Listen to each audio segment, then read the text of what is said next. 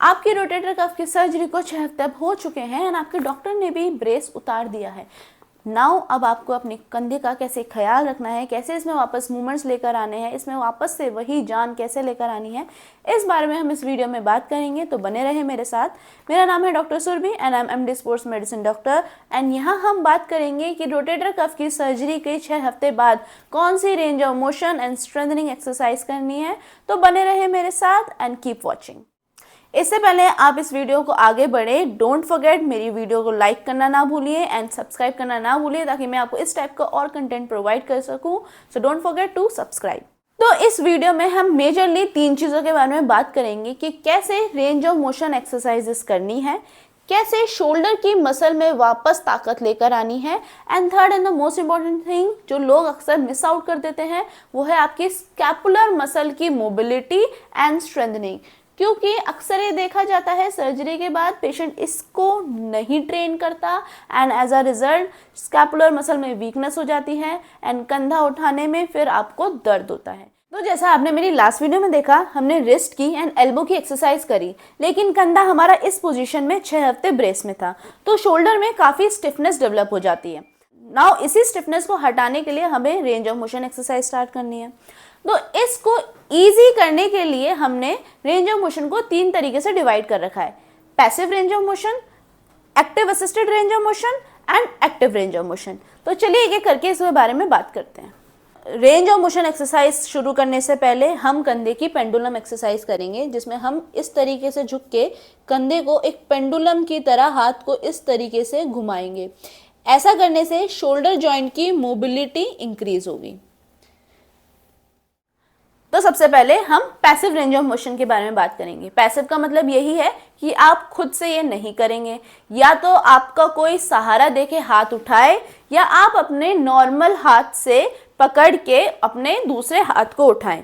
तो सबसे पहले हम करेंगे पैसिव फ्लेक्शन, फिर हम करेंगे पैसिव एक्सटर्नल रोटेशन एंड फिर हम करेंगे पैसिव एब्डक्शन। तो इस 3 मोशन में आपको अपने हाथ उठाना है। फिर से मैं बताती हूँ: passive flexion, passive external rotation and passive abduction. Passive motion करने के बाद जब आपको लगे कि आपका हाथ अब थोड़ा खुलने लगा है, तब हम active assisted range of motion को ऐड करेंगे। नाउ एक्टिव असिस्टेड का मतलब ही है कि आप ये खुद करेंगे लेकिन किसी चीज़ के सहारे से।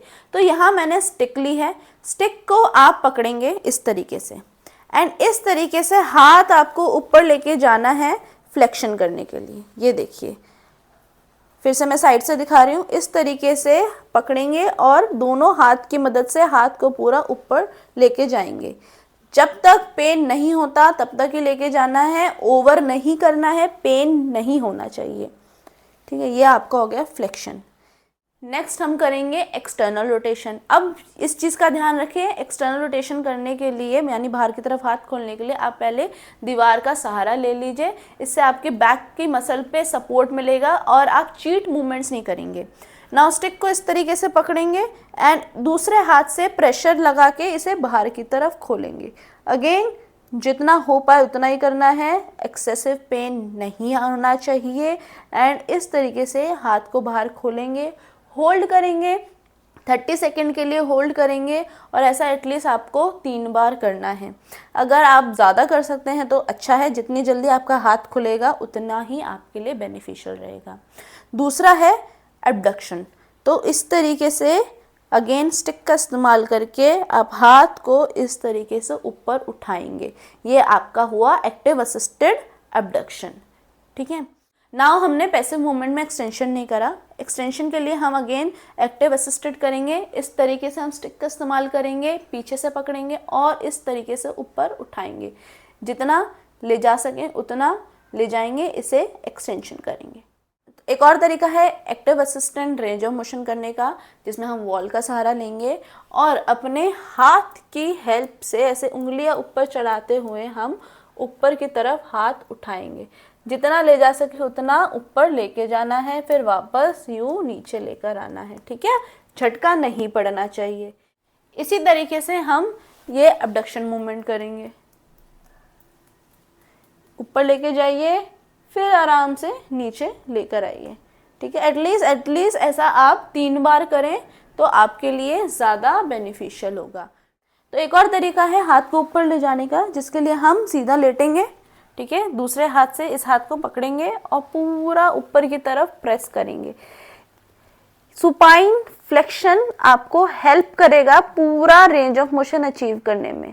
ये लेट के करना इसलिए ज़रूरी है क्योंकि ये आपकी स्कैपुलर मसल को कंट्रोल करेगा, चीट मूवमेंट कराने से रोकेगा। इसलिए लेट के अगर आप इस तरीके से हाथ को पूरा ऊपर लेके जाएंगे, इसे होल्ड करेंगे रेदर देन स्टैंडिंग, तो ये ज़्यादा आपके लिए बेनिफिशियल होगा।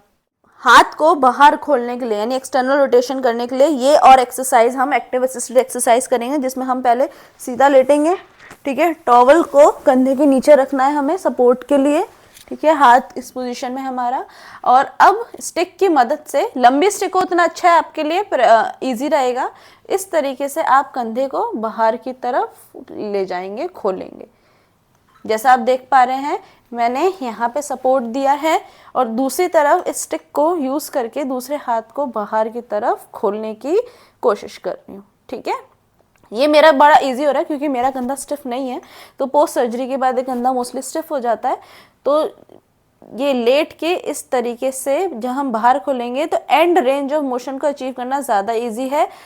जैसा मैंने आपको फ्लेक्शन में भी बताया कि खड़े होके से ज़्यादा लेट के हाथ को पीछे जितना हम लेके जाएंगे वो ज़्यादा इजी रहेगा, वैसे ही लेट के जब हम एक्सटर्नल रोटेशन करेंगे स्टिक की मदद से वो उतना ज़्यादा इजीली होगा।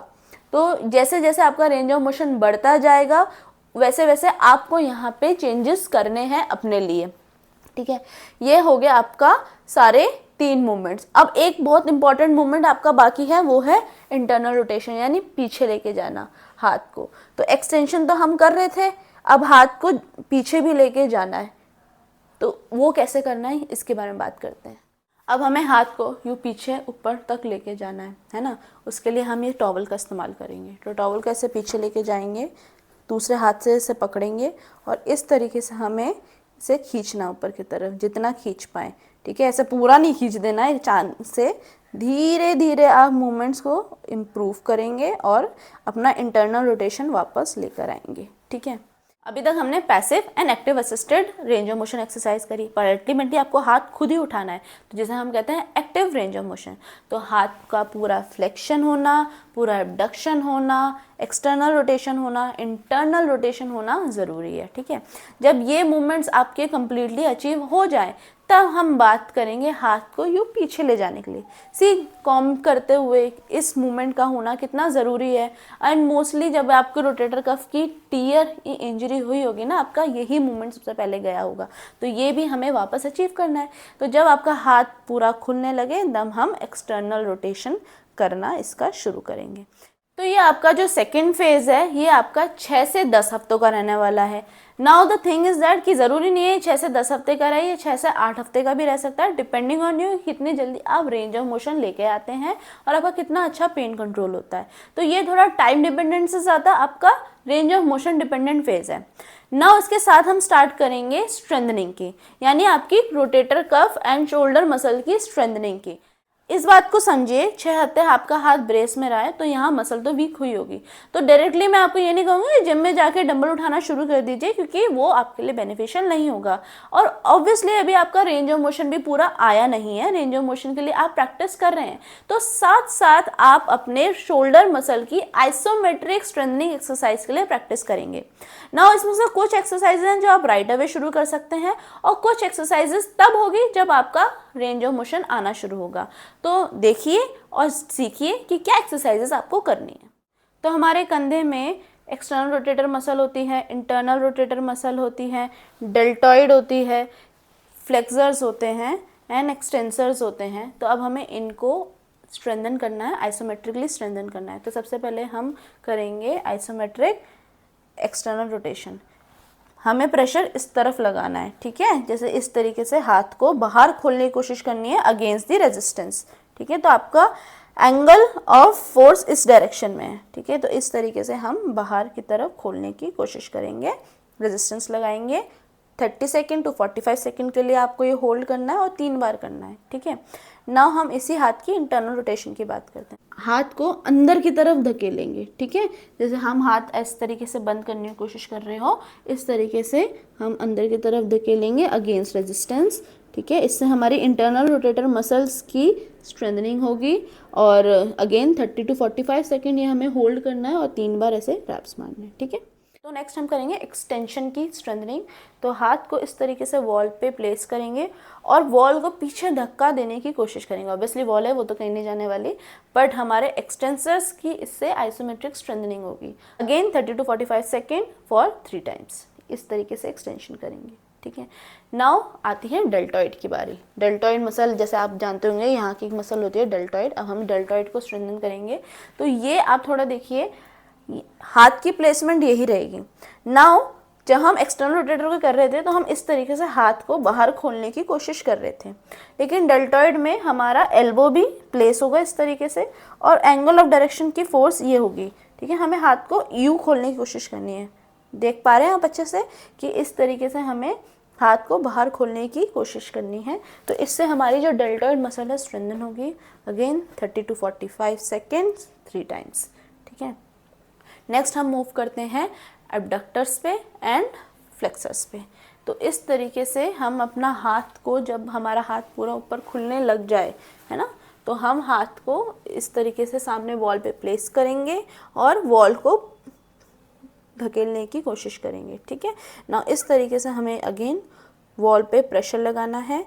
Isometric 30 to 45 second 3 times hold, ठीक है।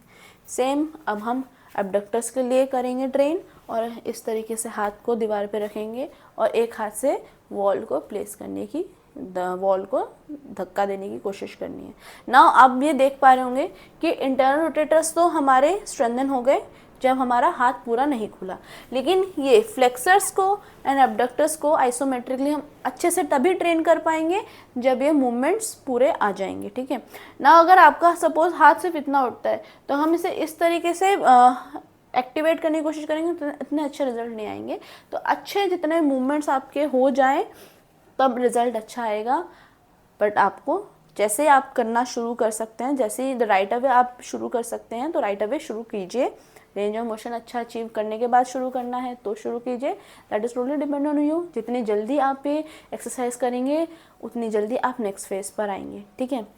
नाउ एक चीज़ का आपको और ख्याल रखना है, अभी हमने इंटरनल रोटेटर्स को स्ट्रेंथन करा इस डायरेक्शन में, है ना, अंदर की तरफ। अब हम इंटरनल रोटेटर ये वाले मूवमेंट भी कराता है और ये वाले मूवमेंट भी कराता है ना। तो अब जब हमारा हाथ पीछे जाने लगे तो हम दीवार को इस तरीके से पीछे भी धक्का देंगे, ठीक है। Angle of direction of force इस एंगल में रहेगा। रेंज ऑफ मोशन और शोल्डर की स्ट्रेंथनिंग के साथ साथ हमें एक इम्पॉर्टेंट चीज़ और करनी है, वो है यहाँ हमारी एक बोन होती है जिसे हम स्कैपुला कहते हैं, और स्कैपुला का इजी मूवमेंट होना बहुत ज़्यादा ज़रूरी है हमारे कंधे के मूवमेंट्स के लिए। क्योंकि जब हम अपना कंधा उठाते हैं तो स्कैपुला बोन जो होती है वो भी आपस में उठती हैं, तो वो अच्छे से उठें उसके लिए भी हमें ट्रेनिंग देनी पड़ेगी। अगर हम उसकी ट्रेनिंग नहीं करेंगे तो क्या होगा, हमारा स्कैपुलर मूवमेंट में इम्बैलेंस होगा जिसे हम स्कैपुलर डिस्काइनेसिया कहते हैं।